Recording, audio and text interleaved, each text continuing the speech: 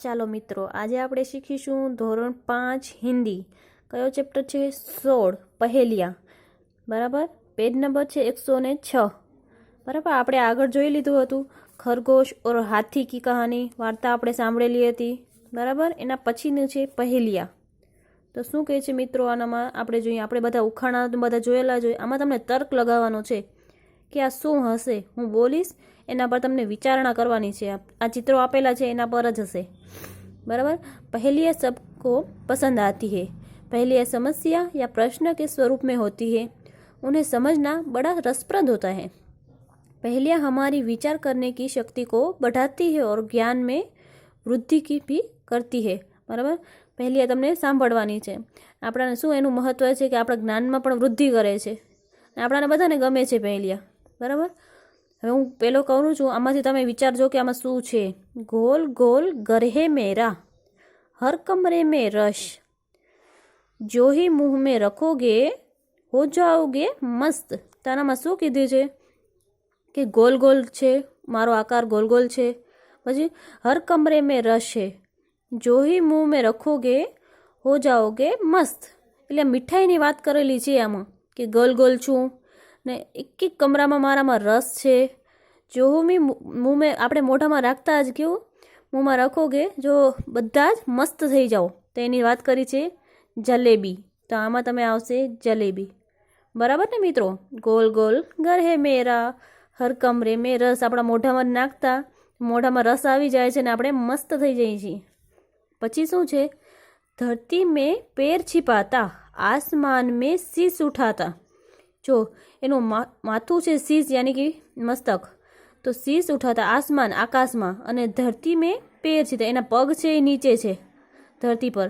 ટીકતા હું પર જલ નહીં હું, એક જ જગ્યાએ છું પણ હું જળ નથી. પેરો સે હું ભોજન ખાતા, એ પોતાના પગ વડે એ પોતાના ભોજન ખાય છે. એક જ જગ્યાએ રહે છે પણ એ જળ નથી. આસમાન મેં શીશ ઉઠાતા, બહુ ઊંચે સુધી પહોંચે છે એ. અને ધરતી મેં પેર છીપાતા, પોતાના પગ એ નીચે રાખે છે, ધીરજ ધરે છે. આસમાન મેં બહુ ઊંચું જાય છે. આપણાને આનામાં શું કહેવા માંગે છે? બરાબર. તો આનામાં શું છે? પેડ છે. ધરતી મેં પેર છીપાતા હે. બરાબર. એના મૂળ છે એ જમીનમાં છે. આસમાન મેં શીશ ઉઠાતા, એ આપણાને કેટલી મદદ કરે છે ને આસમાન સુધી એ પહોંચે છે, આપણાને છાંયડો આપે છે ને. ટીકતા હું પણ જલ નહીં હું, એક જ જગ્યાએ રહે છે પણ એ જળ તો નથી. અને એ શું છે? પેડ છે. પેરો છે ભોજન ખાતા, એ પોતાના મૂળ વડે જ પોતાનું ભોજન પાણી લે છે ને. આપણાને લાકડામાંથી કેટલી બધી વસ્તુઓ બને છે. આપણાને ઝાડ કેટલી બધી મદદ કરે છે, ઓક્સિજન પણ આપે છે, તો આપણાને મદદ કરે છે. બરાબર. તો યાદ રાખજો મિત્રો, ધરતી મેં પેર छिपाता હે, એના પગ છે ધરતીમાં छिपाય છે. આસમાન મેં શીશ ઉઠાતા, એનું મસ્તક છે એ તો છેટ આસમાન સુધી પહોંચે છે, એને ઊંચે આંબવું છે. ને ટીકતા હું પણ જલ નહીં હે. પેરો સે હું ભોજન ખાતા, એના પોતાના જળ ને મૂળમાંથી એ પોતાનું ભોજન ખાય છે. બરાબર. આપણે ત્રીજો જોઈશું, 3 અક્ષર કા નામ. તો આનામાં બરાબર પેડ આવશે, તમે લખી નાખજો પેડ. પછી 3 અક્ષર કા નામ મેરા. વિચારો કે 3 અક્ષરનું નામ. સિર કે ઉપર મેરા સ્થાન, એનું સ્થાન ક્યાં છે? ઉપર છે. માથા ઉપર મારું સ્થાન છે. અંત કટે તો પગ બન જાઉં, જો એ નીકળે તો હું મારું પગ બન જાઉં. મધ્ય કટે તો પડી રહું, અને જો ન થાય તો કાંઈ તો હું પડી જાઉં. એનું સ્થાન ક્યાં છે? તો એમ કે છે એ સ્થાન ઉપર છે. સિર કટે તો સિર કે ઉપર મેરા સ્થાન, અંત કટે તો પગ બન જાઉં. જો એનું અંદરનો મૂળ નીકળી જાય તો એ પગ બની જાય છે, એનું કાંઈ કામનું નહીં. મધ્ય કટે તો ત્યાં ને ત્યાં પડી રહે, એમ છે પગડી, કે આપણા બધા માથા ઉપર મસ્તક ઉપર રાખીએ છીએ. બરાબર. સિર કે પેરા, 3 અક્ષર કા નામ હે, સિર કે ઉપર મેરા સ્થાન હે, અંત કટે તો પગ બન જાઉં. તો આનામાં આવશે પગડી. પછી શું છે? પહાડ હે પર પથ્થર નહીં. જો પહાડ છે પણ એમાં પથ્થર નથી. નદી હે પર જલ નહીં. શહેર હે પર જીવ નહીં. જંગલ હે પર પેડ નહીં. તો આમાં શેની વાત કરી છે? જો પહાડ હે પણ પથ્થર નહીં, નદી હે પણ જલ નહીં, શહેર હે પણ જીવ નહીં. શહેરની વાત કરી છે પણ એમાં જીવ નથી. જંગલ હે પણ પેડ નહીં. તો આનામાં શું છે? આમાં નામ ચિત્ર કી બાત કી હે, નકશા કી, બરાબર કે એનામાં બધું આવી જાય છે. આપણા ભારતના નકશામાં શું પહાડ આવે છે પણ પથ્થર નથી, આપણે દોરીએ છીએ. નદી હે પર જલ નહીં હે, આમાં નદી પણ આપણે દોરીએ છીએ. શહેર હે પર જીવ નહીં, આમાં અલગ અલગ મધ્યપ્રદેશ, ઉત્તર પ્રદેશ, દક્ષિણ પ્રદેશ આપણા નામચિત્ર છે, બરાબર. આ જંગલ હે પર પેડ નહીં, આમાં અહીંયા જંગલની પણ વાત કરી છે કે ક્યાં ક્યાં જંગલો છે. એવી રીતે અહીંયા આપણા ભારત નકશાની વાત કરેલી છે, બરાબર. પછી શું છે 5મી પહેલી, કાગજ કા ઘોડા ધાગે કી લગામ, છોડ દે ધાગા તો કરે સલામ. શું કહે છે? કાગળની વસ્તુ, શું કે કાગળ કા ઘોડો, ઘોડાની શું છે એ ઉડતો જાય એવી રીતે દબડક તબડક જતો જાય ને. ધાગે કી લગામ, એ ધાગાની લગામ છે એની. છોડ દે ધાગા તો કરે, જો આપણે ધાગો છોડી દઈ તો એ ઉડી જાય. એ શું છે આપણે પતંગ. જો કાગજની વાત કરેલી છે, કાગજ કા ઘોડા, ઘોડાની જેમ એ ઉડતા જાય છે.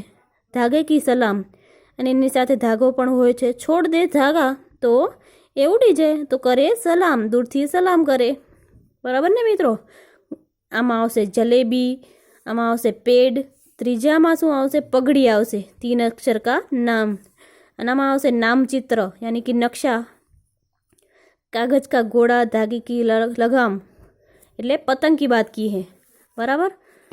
પછી આપણે તેનો અભ્યાસ જોઈશું. નીચે દિए गए प्रश्नों के उत्तर लिखिए. तो पेड़ हमें किस तरह मददरूप होते हैं? તો આમાં પહેલિયામાં આપણે બતાવ્યું છે.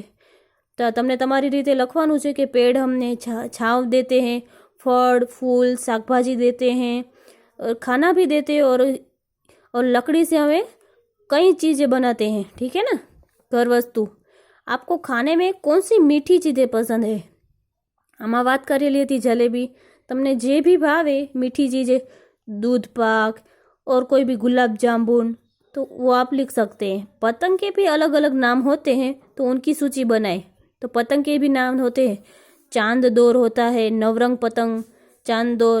आप किसी भी पतंग का नाम लिख सकते हैं. पढ़कर समझिए, बराबर.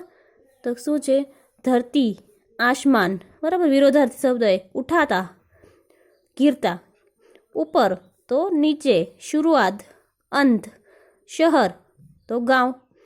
પછી શું છે? ઉદાહરણ આપ્યું છે. શબ્દों का वाक्य में प्रयोग कीजिए. हम धरती पर रहते हैं, આ જ વાક્યોનું છે. हम आसमान में नहीं रहते हैं. તેવી જ રીતે તમે આના વાક્ય બનાવો તો તમે मैं अंग्रेजी विषय में शुरुआत में बहुत कठिन था मेरे लिए, तो आप ऐसा वाक्य बनावी सकी.